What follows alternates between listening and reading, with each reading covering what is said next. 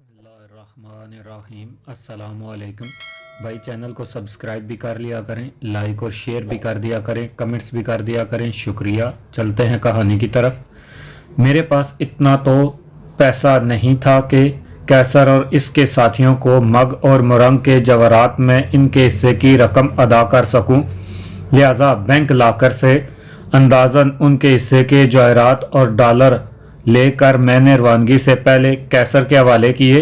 मुजम्मल ने हालात के पेश नज़र JCO को ब्रिगेडियर हक का एक ख़त दिया जो हमारे लिए परवाना राहदारी था और JCO को हमें बतौर इसकी गैर मुल्की मेहमान के दरसना तक ले जाना और वापस लाने की जिम्मेदारी सौंपी गई थी। मुजम्मल ने कहा कि जैसूर से गुजरते वक्त फौजी दरियाई कश्ती पार्टियों ने अगर हमें रोका तो ये ख़त दिखाया जाए। हम अगरचे दरिया के बहाव के मुखालफ सिमत सफ़र कर रहे थे, लिहाजा स्पीड बोट के ताकतवर इंजन के बायस हमारी रफ्तार खासी अच्छी थी।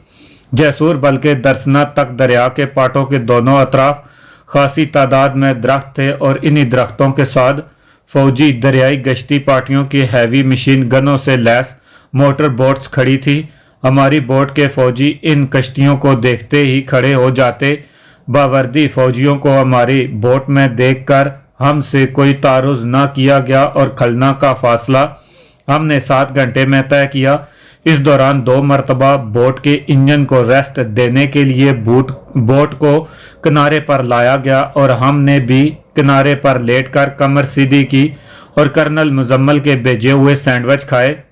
दुनिया भर में जिन मुमालिक की सरहदें आपस में मिलती हैं, वहाँ कानूनी तौर पर सरहद पार करने वालों के अलावा गैर कानूनी सरहद पार करने वालों की तादाद भी कुछ कम नहीं होती और वहाँ के मुकामी लोग उजरत लेकर न सिर्फ महफूज पॉइंट तक ले जाते हैं बल्कि उजरत लेकर सरहद के पार महफूज मकामात तक छोड़ने भी चले जाते हैं। दोनों अतराफ के बॉर्डर के निगरानों से भी इनके राब्ते होते हैं और बॉर्डर क्रॉस करते वक्त ये निगरान रुपया लेकर अपनी आंखें और कान बंद रखते हैं। राजी ने शाम तक ऐसे 2 मुकामी आदमी तलाश कर लिए जिन्होंने भारत जाने वाले हमारे साथियों को न सिर्फ बॉर्डर क्रॉस कराना बल्कि भारत में शांतिपुर तक ले जाने की हामी भरी। दोनों की उजरत बमा दोनों अतराफ के फौजी निगरानों को हड्डी देने के लिए $1000 तय हुई। दरसना से बॉर्डर सिर्फ 4 किलोमीटर है। शाम 7 बजे कैसर और इसके साथी मुझसे गले मिलकर अलविदा हुए। इन बेलौस दोस्तों से इस अलविदाई मुलाकात के दौरान हम सब की आंखें आंसुओं से भरी हुई थी। मुझे इनसे जुदा होकर यूं महसूस हो रहा था जैसे मैं बिल्कुल तन्हा रह गया हूं। मैंने कैसर को कहा कि शांति नगर पहुंचकर वो पहला काम ये करे कि खलना में कर्नल मुजम्मल के घर के पते पर तार भेजे, अपनी खैरियत की इत्तला दे। प्रोग्राम के मुताबिक कैसर ने शांति नगर से अपने एक साथी के साथ सपना को छोड़ने दार्जिलिंग जाना था और बाकी साथियों ने दिल्ली। सपना ने भी मुझसे मेरा पाकिस्तान का एड्रेस लिया और वादा किया कि वो मुझसे ख़तो किताबत रखेगी। मैंने कैसर को कहा कि ऑटोमेटिक राइफलें अपने हमरा ले जाए और अगर बॉर्डर क्रॉस करते हुए कोई रुकावट पेश आए तो असले को ज़रूर इस्तेमाल करे। दुश्मन के हाथों मरने से पहले दुश्मन को हलाक करने से ये हसरत तो बाकी नहीं रहती कि मुकाबला किए बगैर बुज़दिलों की तरह मारे गए। गर्ज ये कि इन्हें रुखसत करके मैंने इस जगह पर चंद घंटे रुकने का फैसला किया क्योंकि बॉर्डर क्रॉस करने वाले दोनों अफराद अपने एक और आदमी को अपने हमरा ले जा रहे थे जिसने बॉर्डर क्रॉस करके और Indian BSF border security force की चौकी और गश्त के एरिए से निकलने के बाद कैसर का लिखा हुआ रुका मुझे लाकर देना था। सुबह 4 बजे के करीब वो आदमी वापस लौटा। कैसर ने लिखा था कि वो बाखैरियत बॉर्डर से गुजरकर महफूज इलाके में पहुंच गए हैं और इन्हें कोई दिक्कत पेश नहीं आई। कैसर और साथियों के जाने के बाद मैंने आंखें तक नहीं झपकाई थी। रुक्का मिलने के बाद मुझे तसल्ली हुई और कमर सीधी करने को मैं और राजी वहीं लेट गए। सुबह 8 बजे हम मोटर बोट के तरफ रवाना हुए। फौजी हमारे इंतज़ार में थे। वापसी के सफ़र में हमारी बोट की रफ्तार दरिया के बहाव की जानिब चलने और वज़न कम होने से निस्बतन ज़्यादा थी। हम जैसूर में भी बखैरियो आफियत निकल आए। रस्ते में 2-3 जगह किनारे पर रुके। हमने पेट की आग बुझाई और शाम होते होते हम खलना पहुंच गए। 3 फौजियों के हमरा ही मैं कर्नल मुजम्मल के घर गया। फौजी तो कर्नल मुजम्मल को ड्यूटी अंजाम देने का बताकर अपनी यूनिट में वापस चले गए। राजी मेरे साथ था। कर्नल मुजम्मल के ड्राइंग रूम में ही हमने रात का खाना खाया।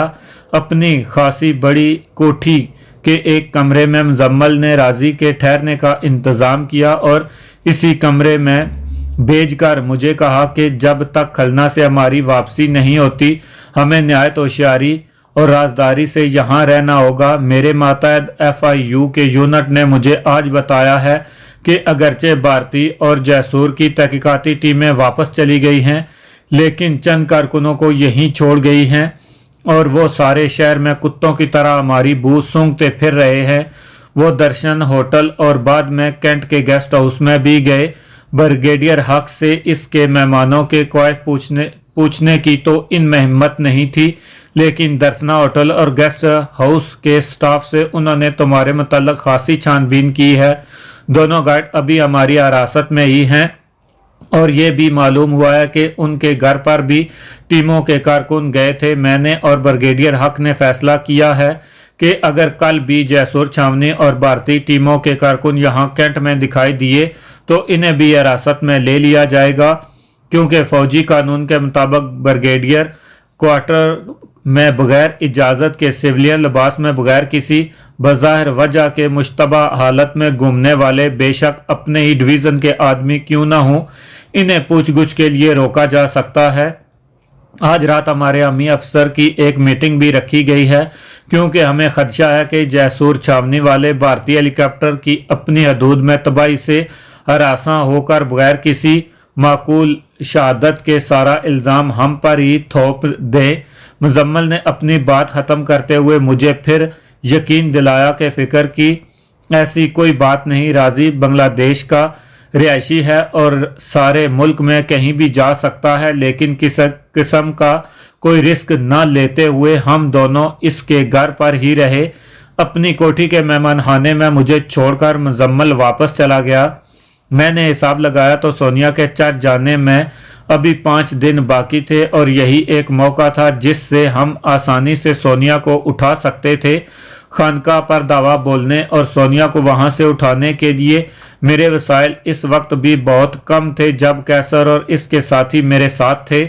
इनके जाने के बाद अब मेरे साथियों की नफरी और असलहे भी आधा से कम रह गया था और इस मौजूदा नफरी में हमीद और राजी भी गैर मुसल्ला थे। खनका पर दावा बोलने और एक नन तलबा को उठाने पर न सिर्फ सारे बांग्लादेश में शोर मच जाता बल्कि दुनिया भर के ईसाई ममालिक के एहतजाज के बायस बांग्लादेश की हुकूमत पूरी तरह हरकत में आ जाती। खानका के वैन से चर्च से वापसी पर इस बच्ची को अगवा किसी शख्स की जाती हरकत समझी जाती और सिर्फ मकामी इंतज़ामिया ही इसे महदूद वसाइल के साथ इस वाक़े की तफ्तीश करती।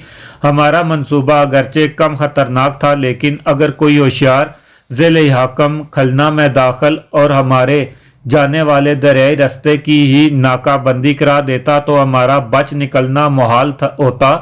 मैं इस मंसूबाबंदी के आखिरी टच देते हुए सो गया और सुबह कर्नल मुजम्मल को कहा कि मेरे थाई साथियों को बारसियाल से परसों यहाँ बुला ले और ख़वातीन को कह भेजे कि बिल्कुल तैयारी की हालत में रहें।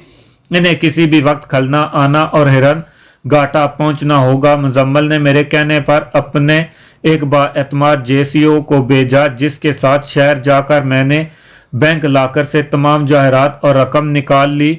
हालात लम्हा बलम्हा तब्दील होने के आसार थे और शायद बाद में ये मुमकिन ना होता कि मैं शहर जा सकूं। हमने अपने बचाव के लिए जो वक्ती इकदाम किए थे, इनके नतीजे में हम कदरे महफूज तो हो गए थे, लेकिन ख़तरा पूरी तरह से टला नहीं था। एक और मसला जिसके मुताल्लिक मैंने पहले कभी सोचा भी नहीं था यकायक सामने आ गया। नन की वैन को चर्च से वापसी के सफ़र के दौरान रोककर सोनिया को उठाने तक का प्रोग्राम तो ठीक था, लेकिन जिन बातों को हमने गैर दानिस्ता तौर पर नज़रअंदाज कर दिया था वो यकायक सामने आ गई। सोनिया को तो पैदाइश से ही 15 यौम के अंदर खानका वालों के हवाले कर दिया गया था। इस वक्त से लेकर अब तक इसकी परवरिश जिस माहौल में हुई थी, इसमें वो खुद को एक कैटलग ईसाई और खानका में दी गई तालीम के मुताबिक हज़रत ईसा के नक्शे कदम पर चलकर दुनियावी लज्जत से बेजारी और सिर्फ अपने मज़हब की खिदमत और तक़द्दुस के लिए दुनिया में आई थी। हमने अपने प्रोग्राम में इस बात को बिल्कुल नज़रअंदाज कर दिया था कि खानका की वैन से उठाते वक्त सबसे ज़्यादा मुहालवा जद्दोजहद सोनिया ने करनी थी। इसके दिल और दिमाग में ये बात बिठाने के लिए महीनों का अरसा दरकार था कि वो एक बेगैरत मुसलमान की बेटी है जिसे इसका बाप खानका में छोड़ गया था और इसकी माँ चकमा की रानी है जो अपनी मजबूरियों के बायस इसकी मोहब्बत और अपनी ममता के जज्बे को दिल में छुपाए बरसों से अब तक इसके बाप के हाथों मुसलसल ब्लैकमेल हो रही थी और हम इस खानका के इस कैद खाने से निकाल कर ले जा रहे हैं जहां इन नन्नों के साथ पादरी गॉडफादर के बहरूप में ऐसे घिनौना खेल खेलते हैं कि शर्म से इंसानियत भी मुंह छुपा लेती है। सोनिया इतनी छोटी और मासूम बच्ची थी कि इसे खामोश रखने के लिए हम इस पर कोई सख्ती भी करने को तैयार नहीं थे। मैं खुद ज़ाती तौर पर यह नहीं चाहता था कि ईसाई खानका की ज़ाहिर अमन माहौल से निकालते हुए सोनिया को इस्लाम का पहला नमूना जबर व तशद्दुद, मार दाड़, गोलियां चलाने, खून खराबे की सूरत में देखना पड़े। ईसाईयत की बुनियाद तबलीग के कोई अगर एक दफड़ मारे तो दूसरा गाल मारने वाले के सामने कर दो कि बरअक्स इस्लाम में ईंट का जवाब पत्थर से देने और आंख के बदले आंख, कान के बदले कान, हाथ के बदले हाथ और जान के बदले जान लेने की इजाज़त है। इस्लाम में दुश्मन को माफ़ करना भी बड़ी बहादुरी और नेकी समझा जाता है, लेकिन इसको दीन फितरत भी इसलिए कहा जाता है कि इंसानी फितरत जज्बात को सिरे से कुचलने से ही मार्फत और मज़हब की महराज नहीं मिलती, बल्कि दुनियादारी के तमाम तकाजे हदूद में रहकर पूरे करने की न सिर्फ इजाज़त है बल्कि तकाज़ों को पूरा करने पर जोर दिया गया है। मेरी मुश्किल ये थी कि सोनिया को इस्लाम के मजहबी असूल और तबलीग से रग़बत तो बाद में किया जाएगा और इसे उठाने के दौरान जो कार्रवाई हमने करनी थी इसकी वजह से फर्स्ट इम्प्रेशन लास्ट इम्प्रेशन के मुताबिक इसकी नापुख्ता ज़हन में इस्लाम के ख़िलाफ़ नफ़रत पैदा हो जाने का पूरा एहतमाल था। इसके अलावा हमें एक कार की ज़रूरत थी। खलना में इन दोनों मुश्किल 15-20 मोटरें थी और कोई एक टैक्सी भी नहीं थी। फिर हिरन घाटा में जहाज़ पर पहुंचने तक सोनिया की सख्त निगरानी करनी थी ताकि वो शोर मचाकर लोगों को मुतवज्जो करने और हमारी कैद से निकलने की जद्दोजहद न कर सके।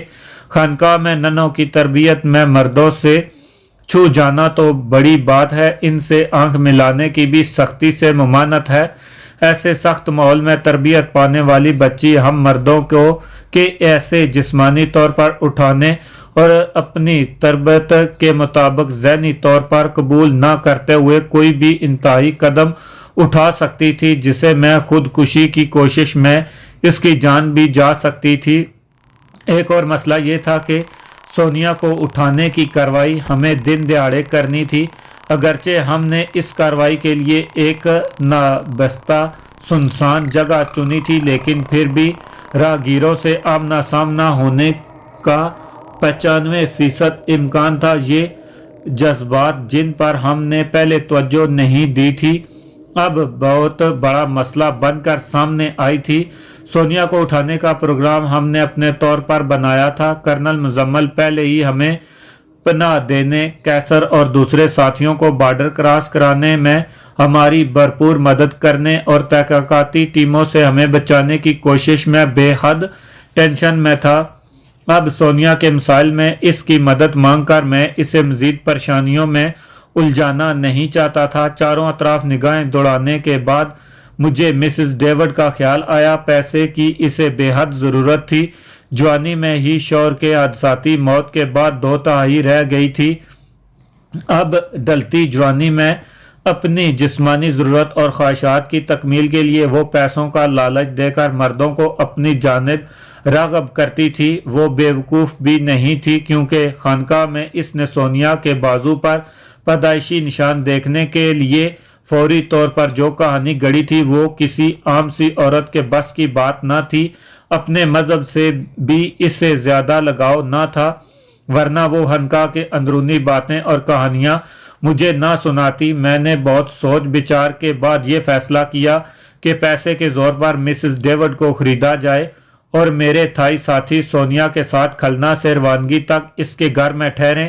سونیا بھی مسز ڈیوڈ کی وجہ سے خود کو نہ صرف اجنبیوں میں گرا محسوس نہیں کرے گی، اور انگریزی زبان میں مسز ڈیوڈ اسے نہ صرف دلاسا دے گی بلکہ مختصر اصل حقائق سے بھی اسے آگاہ کرے گی، تاکہ جب ہم سونیا کو لے کر جہاز پر جائیں اور وہ اپنی ماں سے ملے تو وہ ممتا کے جذبے سے کسی حد تک آگاہ ہو چکی ہو۔ اسی شام میں مسز ڈیوڈ سے ملنے اس کے گھر گیا۔ اس نے میرا بڑا پرتپاک خیر مقدم کیا۔ مجھے یوں محسوس ہو رہا تھا کہ مسز ڈیوڈ کی آج کی شام خالی ہی جا رہی تھی۔ تنہائیوں سے اکتائی ہوئی مسز ڈیوڈ نے پرزور اصرار سے مجھے رات کے کھانے پر مدعو کیا۔ میں نے یہ دعوت اس لیے قبول کر لی کہ مجھے اس سے سونیا کے متعلق بہت سی باتیں کرنی اور معاملات طے کرنے تھے، اور میں نہیں چاہتا تھا کہ کوئی تیسرا ہماری گفتگو میں محمل ہو۔ میں نے مسز ڈیوڈ کو کہا کہ ہماری آج کی محفل میں ہم دونوں کے سوا اور کوئی نہیں ہونا چاہیے، لہذا اگر کوئی اسے ملنے آئے تو وہ اسے باہر سے ہی رخصت کر دے۔ کچھ دیر ادھر ادھر کی باتیں کرنے کے بعد مسز ڈیوڈ بوتل اور گلاس لے آئیں۔ میں نے پینے سے معذرت چاہی تو وہ اکیلی ہی پینے لگی۔ اس کے اندازے سے صاف ظاہر ہوتا تھا کہ آج کی شام صرف اس کے نام ہو، لہذا جب میں نے سونیا کی بات چھیڑی تو وہ کچھ تو نشے کے زیر اثر ہونے اور کچھ نسوانی ناز و انداز دکھاتے ہوئے بولی، میں تو یہ سبھی سمجھی تھی کہ تم صرف مجھ سے ملنے آئے ہو، اور اسی لیے تم نے مجھے کہا تھا کہ کوئی تیسرا شخص رنگ میں بنگ نہ ڈالے۔ بہرحال سونیا کے متعلق جو بھی کہنا چاہتے ہو جلد کہہ ڈالو، پھر ہم صرف اپنی محفل سجائیں گے۔ مسز ڈیوڈ کی باتوں سے میں سمجھ گیا کہ اس وقت اس کی ذہنی کیفیت ایسی ہے کہ جو چاہے اس سے منوایا جا سکتا ہے۔ میں نے اس کے قریب ہوتے ہوئے کہا، میں خود بھی آج اسی موڈ میں آیا ہوں کہ اپنی اور تمہاری تنہائیوں کو دور کروں، لیکن میرے دماغ پر جو بوجھ ہے پہلے میں اس سے نجات پانا چاہتا ہوں تاکہ پھر یکسوئی سے ہم آج کی شام انجوائے کر سکے۔ سونیا کو اٹھانے کے بعد اور ہمارے کھلنا سے جانے تک تمہارے گھر سے زیادہ میزوں مجھے کوئی اور جگہ دکھائی نہیں دیتی۔ میرے تمام ساتھی اور میں جو اس دوران تمہارے گھر میں ہی رہیں گے، ہم سب سونیا کے لیے اجنبی ہیں۔ تم سے اس کی پہلے سے شناسائی ہے، اسے بہانے میں بہت کام آئے گی۔ میرے سارے ساتھی مسلح ہوں گے اور وہ سونیا کو تمہارے گھر سے بھاگنے نہیں دیں گے، اور تم اسے بہلا کر رکھو گی اور سونیا کی زندگی کی رنگینیوں سے آشنا کرو گی۔ اس کام کا معاوضہ تمہیں $5000 ملے گا، اور اگر تم کھلنا اور بنگلہ دیش سے اکتا چکی ہو تو میں تمہیں اپنے ہمراہ پاکستان لے جانے کا بھی وعدہ کرتا ہوں، جہاں تم نئے ماحول میں نئی زندگی کا آغاز کر سکتی ہو۔ ابھی تمہارے پاس خاصا وقت ہے یہاں، تو تم زندگی کی آخری سانس تک مسز ڈیوڈ یا ڈیوڈ کی بیوی ہی کہلاؤ گی۔ پاکستان میں تم بنگلہ دیش اور اپنے ماضی کو بھول کر زندگی کی نئی راہوں پر چل سکتی ہو۔ مسز ڈیوڈ نے شاید زندگی بھر اکٹھے $5000 دیکھے بھی نہ تھے۔ اس وقت کے کرنسی ریٹ کے مطابق اتنے ڈالروں کے سوا 5 لاکھ ٹکا ملتے تھے۔ اس نے میری خواہش کے مطابق میرے کام کرنے کی فوری حامی بھر لی۔ میں رات 2 بجے کے قریب مزمل کے بنگلے پر پہنچا، حالانکہ میں